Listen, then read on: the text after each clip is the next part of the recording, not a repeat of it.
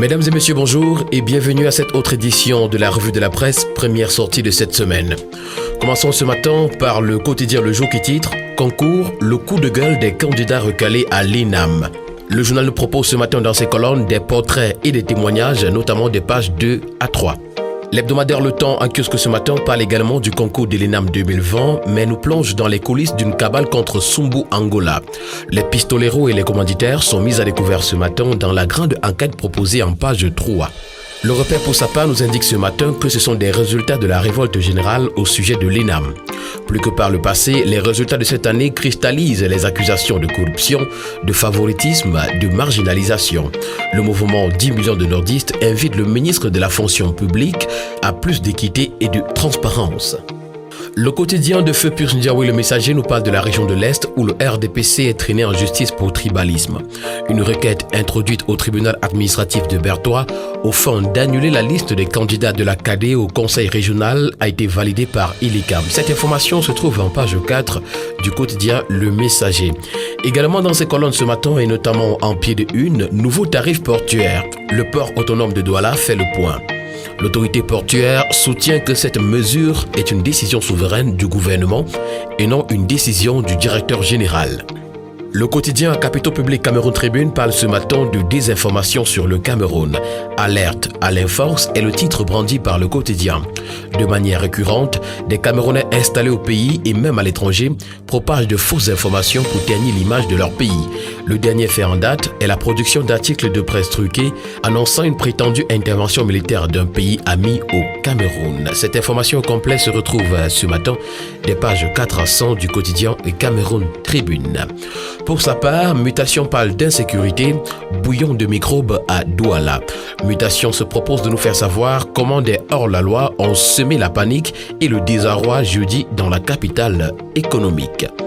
La nouvelle qui paraît également ce matin parle de Robert Franchitti, le présumé complice de Mebenga qui se met à table. Et également dans ses colonnes, autoroute Yaoundé-Douala, la vérité du terrain. L'hebdomadaire Leader Presse titre ce matin « Mefou Afamba, le RDPC prédit l'échec du PCRN au régional ». Et puis Société immobilière du Cameroun, Ketia Kotes entre en guerre contre le personnel. Au lycée bilingue de Balmayo également, les consignes de Pauline Nalova-Lyonga sont respectées. Le Zénith pour sa part parle de l'affaire Salomon Mengan, Mekolo Vondo défie Poulbia. Appelé à maintenir ce magistrat dans les effectifs de la CNPS, le directeur général oppose une fin de non-recevoir aux instructions présidentielles jusqu'à présent. Le Zénith parle également ce matin de la couverture santé universelle comme un autre scandale financier. Et puis, bureaux et logements pris en location par l'État, Motazé traque les loyers fictifs. La Voix du Centre, qui est également kiosque ce matin, parle des œuvres d'art pillées. Mbia ne veut pas contrarier Macron. Le ministre des Arts et la Culture et les experts camerounais saluent le rapport SAR-Savoy. Mais Paul Biya ne veut pas bousculer Macron, il protège ses intérêts, d'après le commentaire que fait ce matin La Voix du Centre. Au sujet de la rentrée scolaire 2020-2021, le quotidien, dans son édition spéciale, indique que les forces de défense sont parées. La tribune des communautés et intégration parle pour sa part ce matin de malice au pays des merveilles. Autoroute Douala-Yaoundé, de nouveaux acteurs s'insèrent dans le chantier, d'autres le quittent en grinçant les dents. Le quotidien Émergence parle ce matin de lutte contre la poliomyélite comme le vaccin de toutes les polémiques.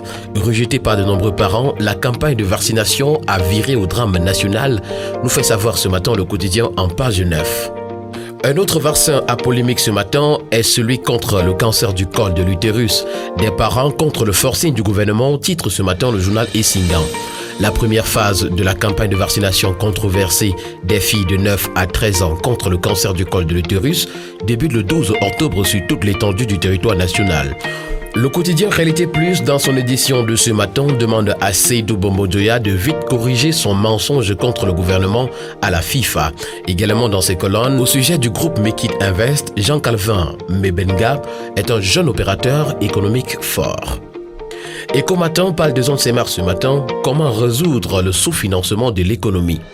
Pour une croissance forte et créative d'emplois, les économies de la CEMAC avaient besoin d'un financement d'au moins 24 500 milliards de francs CFA en 2019, mais ont reçu moins de 20% de cette enveloppe, ce qui plombe le développement et hypothèque l'émergence.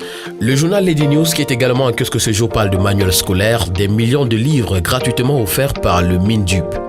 Une promesse gouvernementale tenue au cours du lancement de la campagne de distribution des livres initiée le 8 octobre 2020 à Yaoundé. L'éditorial de Chantal Nga est à lire ce matin dans les colonnes de Lady News.